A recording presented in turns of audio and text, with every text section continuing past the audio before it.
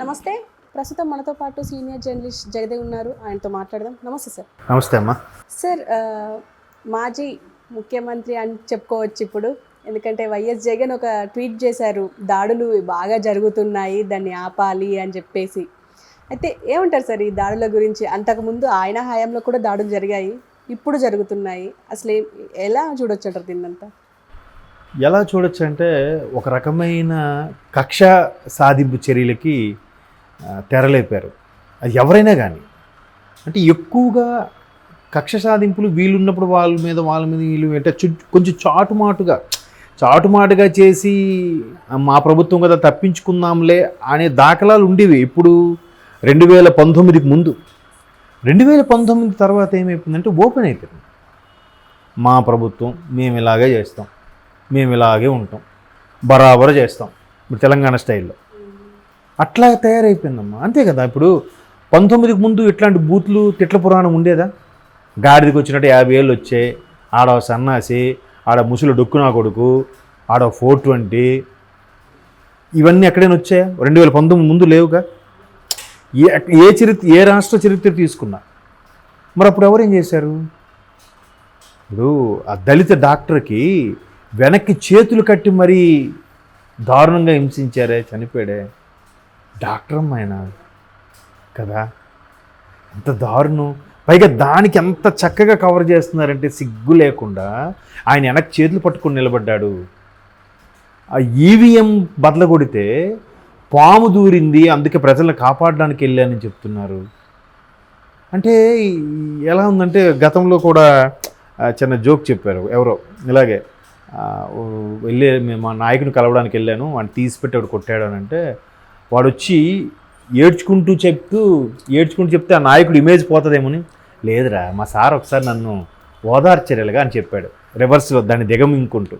అట్లా ఉంది ఇప్పుడు. ఇది క్లియర్ కట్గా అందులో ఇలా ఓదార్చడానికి మన కొట్టడానికి తేడా లేదా? సౌండ్ వచ్చేది కొట్టడం, ఓదార్చింది ఇది. అట్లా అంత క్లియర్గా కనబడుతున్నా. ఇప్పుడు ఎట్లా ఇది ముందు వాళ్ళే ఎందుకు తెరలేపారు అని అంటున్నానంటే, ఇప్పుడు పవన్ కళ్యాణ్ గారు చెప్పు చూపిస్తే ఒక్కొక్కడికి పడుతుంది ఉంటుందని. ఆయన ఎప్పుడు చూపించాడు? ఎన్ని రోజుల తర్వాత చెప్పు చూపించాడు? ఆయన్ని ఎన్ని ట్రోల్స్ చేశారమ్మా. ఒక ట్రోల్ అయితేమ్మా నంబరు, ఒక కార్టూను ఎంత భయంకరంగా ఉందంటే, చంద్రబాబు వెనక ఆయన కడుగుతున్నట్టుగా పెట్టి చేశారు పవన్ కళ్యాణ్. అంటే నేను చెప్పడానికే వల్గారిటీగా ఫీల్ అవుతున్నాను నేను. అది కూడా చేశారు వాళ్ళు నవ్వుతూ. మళ్ళీ ఆ పర్టికులర్ ఛానల్లో ఆయన కొట్టండి చప్పట్లు, వేయండి వేలలు, బాజాలు రెడీ చేయండి, టపాసులు పేల్చండి రెడీగా అన్నారు. ఏమైంది అంటే మరీ దారుణంగా చూపిస్తారా? నిన్న మీరు కౌంటింగ్ రోజు కూడా ఆ పర్టికులర్ ఛానల్ చూస్తే 8 గంటల కౌంటింగ్ స్టార్ట్ అయింది కదా. కొన్ని ఏరియాల్లో పోస్టులు 8కి స్టార్ట్ అయ్యి 8:30 నుంచి కౌంటింగ్ స్టార్ట్ అయింది కదా. ఈవీఎంలు అవ్వడం వల్ల చకచకా రిజల్ట్ వచ్చేస్తుంది కదా. 9 గంటలకి ఆ పర్టికులర్ ఛానల్ చూస్తే వైసీపీకి 7 లీడింగ్లో ఉంది, టీడీపీ 1 లీడింగ్లో ఉంది. 9కి అన్ని ఛానల్స్లో టీడీపీ అప్పటికే కూటమి 23 లీడింగ్లో ఉంది, ఇది 1-2లో ఉంది. ఇది అక్కడ కూడా అబద్ధమే, బ్లేమే. అది ఎట్లా అలాగా? అంటే రేపు పొద్దున మన ఛానల్ ఒకటి చూడరు ఫీలింగ్ ఉండదా? అంటే మనకి ఈరోజు గడిచిపోతే చాలు, జనాలు మర్చిపోతారులే అని ఫీలింగా. ఎట్లా మరి అంత? ఇప్పుడు వాళ్ళైనా ఎవరెవరైతే వాళ్ళు యాజమాన్యం చెప్పిన దాన్ని ఫాలో అవుతున్నారో దానికి, సార్ మరీ ఎంత పచ్చి అబద్ధాన్ని కూడా ఇలా మాట్లాడితే బాగుంది సార్, మన రెప్యుటేషన్ పోతుంది సార్, రేపు పొద్దున బయటికి వెళ్తే నా మీద పేడ జల్లుతారు సార్ అనైనా చెప్పాలి కదా. అట్లా కాకుండా వాళ్ళు చెప్పిన దానికి మరికొద్దిగా మసాలా యాడ్ చేసి చప్పట్లని కొట్టండి, వెయ్యండి వేలలు, కాల్చండి టపాసులు, మాతో మోగిపోతుంది అని ఎట్లా చెప్తారమ్మా? కొంతవరకే. ఇప్పుడు ఎంతోమంది ఉన్నారు అందులో కూడా, యాజమాన్యం చెప్పిన దాని ప్రకారం చేసేవాళ్ళు ఉన్నారు. మరి ఈ పర్టికులర్ పర్సన్స్కి ఎందుకు అంత పేరు వచ్చింది? అంటే వీళ్ళు కొంచెం మసాలా యాడ్ చేయడమో, పావలాకి 5 రూపాయలు చేయడమో చేశారు కదా. పావలా ఇస్తారంటే 5 రూపాయలు యాక్షన్ చేశారంట. అలా చేసినట్టే కదా వీళ్ళకే పేరు వచ్చింది. అంటే వీళ్ళు కూడా కొంతమంది ఎలా ఉంటుందంటే, గుడ్ ఆర్ బ్యాడ్ వెళ్ళిపోవాలి, మనం జనాలకు వెళ్ళిపోవాలరా, మనకు నేమ్ వచ్చేయాలరా అనే ఫీలింగ్లో ఉంటారు చాలామంది ఒక మోసలో. కాబట్టి అలాగ అన్నీ జరిగాయి. ప్రజా వేదిక కూల్చేశారు, దళితుడు డ్రైవర్ని చంపేశారు, దళిత డాక్టర్ని చంపేశాడు, 9th క్లాస్ కుర్రోడు కూడా పెద్దవాళ్ళు రాజకీయాలు మాట్లాడుకుని అవి ఇన్ఫ్లుయెన్స్ ఎదురుగా ఉన్న పిల్లల మీద పడుతుంది కాబట్టి ఆ పడి వాళ్ళు పిల్లలు కొట్టుకున్న పిల్లల్ని చంపేశారు. ఎన్నో ఇవన్నీ కాదమ్మా. బాబాయ్ని పోని బాబాయ్ కూడా కాదు, మాజీ మంత్రి, స్వయాన మాజీ ముఖ్యమంత్రి రాజశేఖర రెడ్డి గారికి తమ్ముడు కదా, మరి ఆయన చంపేశారా? ఈరోజు కూడా క్లారిటీ వచ్చిందా? మరి దీని అన్ని శాంతి భద్రతలు ఉన్నట్ట లేనట్ట? ఇప్పుడు మొన్న కూడా క్లియర్గా ఇది పోలింగ్ అయిపోయాక కూడా పెట్రోల్ బాంబులు, ఆఫీసుల మీద దాడులు, అడ్డుగా వచ్చిన పోలీసుల మీద కూడా తలబదల కొట్టాలు, ఇవన్నీ ఎవరు హయాంలో ఎక్కడ జరిగాయి? ఎవరు చేయించారు? ఎవరు చేశారు? నేనని అంటానంటే ఆ పైన అధికారులు చెప్పింది కింద చెయ్యాలి కొన్నిసార్లు, తప్పదు. ఎందుకంటే చేస్తావా అనే పరిస్థితికి వస్తే వాడైనా ఏం చేయగలరు?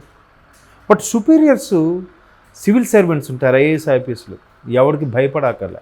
మహాది ఏం చేస్తారమ్మా, ట్రాన్స్ఫర్ చేస్తారు అంతేనా, లేదా నీ పదవి నుంచి సైడ్ చేస్తారు, అంతకుమించి ఇంకేం చేయలేరు కదా. అట్లా అవన్నీ మర్చిపోయి ఈయన ఇప్పుడు సింపుల్గా ఒక స్టేట్మెంట్ ఇస్తుంటే చాలా ఆశ్చర్యంగా ఉంటుంది. ఇందాక ముందు కూడా ఎవరో ఒక ఆమె రమ్య అంట, ఆమె మాట్లాడుతూ మీరు అదేదో ఏంటమ్మా ఈ మధ్యన ట్రోల్ అవుతుంది కదా ఎక్కువగా, శుద్ధ పూసిని సుప్పిని అని, అట్లా అమ్మాయి మాట్లాడుతూ, అమ్మాయి రమ్య అంట, శుద్ధ పూసినిలా మాట్లాడుతున్నారు ఏరా మీరందరూ, ఏరా ఆమె చూడండి మా పదజాలం అంటే వెక్స్ అయిపోయింది ఆమె. ఇప్పుడు ఆమె ఒక అమ్మాయి బహిర్గతంగా గతంలో ఉన్న పదవిలో ఉన్న చాలా సీనియర్లను పట్టుకొని ఏరా మీరు ఏం చేస్తున్నారా అని మాట్లాడుతుందంటే ఆ కల్చర్ ఎవరు అలవాటు చేశారమ్మా? అమ్మ ఎందుకు అలా ఇంకా మిమ్మల్ని వదలం, ప్రభుత్వం వదిలిన, మా నాయకులు వదిలిన, మా బాబు గారు, పవన్ కళ్యాణ్ గారు, లోకేష్ గారు వదిలిన మేము వదలము అని అంత కసికి వెళ్ళిపోయారమ్మా వాళ్ళు.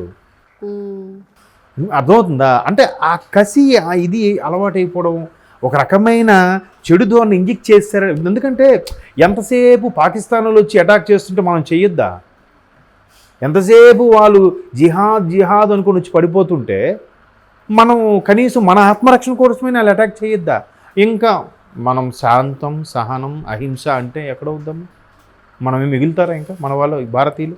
అలాగా మరి వాళ్ళు అలవాటు చేశారు కాబట్టి వీళ్ళు ఇప్పుడు తగ్గట్లేదు, జీర్ణించుకోలేకపోతున్నారు. ఎంతగా ట్రోల్ చేశారు. మేము ఇప్పుడు ఎంత సుప్నాథుల్లా మాట్లాడుతున్నారంటారా, మీరు అప్పుడు ఏం చేశారు, మీరు మాకు గుర్తులేదా అని చెప్పి ఆ అమ్మాయి ఎవరో ప్రశ్నిస్తుంది సోషల్ మీడియా వేదికగా. కరెక్టే కదా అనిపించింది ఒక విధంగా. అరే ఏంటి అమ్మాయి ఎంత దారుణంగా మాట్లాడుతుంది అని కొంచెం చాలాసేపు ఫీల్ అయినాను. మరీ అంత ఎక్స్ట్రీమ్ మాట్లాడకూడదు కదా అని. కానీ ఎంతకని మాట్లాడకపోతే చేతకాణంలో చూస్తున్నారు. ఏ వెర్షన్ కరెక్ట్ అంటే ఏం చెప్తాం? ఆ అమ్మాయి వెర్షన్ కరెక్టా? కాదు. కానీ ఇంకో యాంగిల్లో చూస్తే కరెక్టేనేమో. ఎవరు కనీసం నోరెత్తడానికి ఛాన్స్ ఉందమ్మా. టీచర్స్ యూనియన్లో కూడా వాళ్ళు అడిగారని చెప్పి వాళ్ళకి అరెస్టులు కూడా చేయించారు. చాలా చాలా జరిగి ఇవన్నీతో చూసి అప్పుడు శాంతి భద్రతలు ఉన్నాయనుకున్నాడో, ఆయన లేవనుకున్నాడో, మేబీ తెలియదేమో ఆయనకి. ఎందుకంటే ఆయన తాడేపల్లి ప్యాలెస్ నుంచి బయటకు వచ్చిన సందర్భాలే చాలా తక్కువ కదా. ఉన్నంతసేపు కూడా జనరేటర్లు అవి మెయింటైన్ చేసి ఉంటారు. బయటకు వచ్చాక అంతా అదే బాగుంది, సుభిక్షంగా ఉందా అనుకున్నాడేమో. నిన్న కూడా ఆయన ఏమంటున్నాడు, ఇంతమంది ఇన్ని చేశారు, వీళ్ళందరూ నాకు తీసుకొని అన్యాయం చేశారు అన్నట్టుగానే మాట్లాడారు. అలాగే అనిపించింది నాకు. అంటే ఎవరో ట్రోల్స్ కూడా చేశారు, ఎంతవరకు ప్రజలను మోసం చేసిన నాయకులు ఉన్నారు కానీ నాయకులను మోసం చేసిన ప్రజలు లేరు సార్ అని. కానీ ఇక్కడ రివర్స్లో వేసుకుంటారు, ప్రజలు మోసం చేశారట ఆయన. మరి ఇంకా రోజుకి ఎన్ని ట్వీట్లు పెడతారో చూద్దాం. ఇప్పుడు తెలిసి వస్తుంది ఆ pain. Okay sir, thank you.